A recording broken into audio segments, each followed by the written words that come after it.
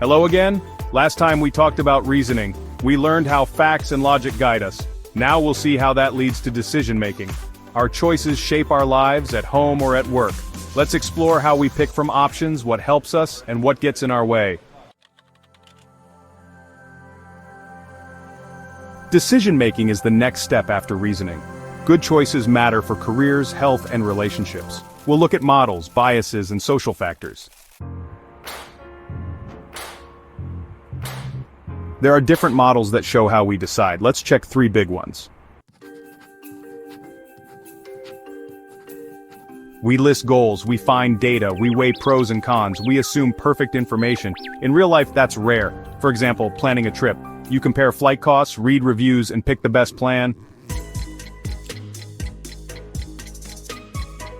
Our time and info are limited. We can't see every detail. We often settle for good enough rather than perfect. You see a few. You stop searching once you find one that seems okay. We care about losses more than gains. Risk feels worse when we might lose something. The framing of a choice changes how we see it.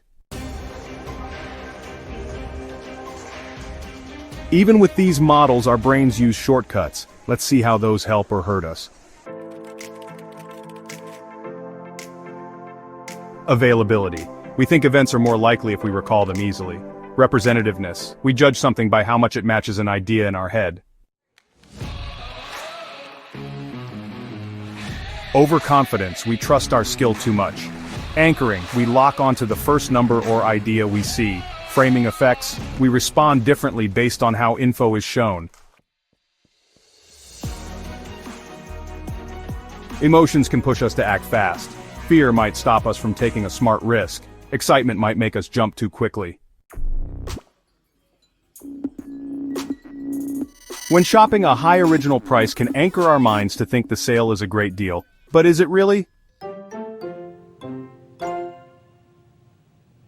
It's not just our brain at work.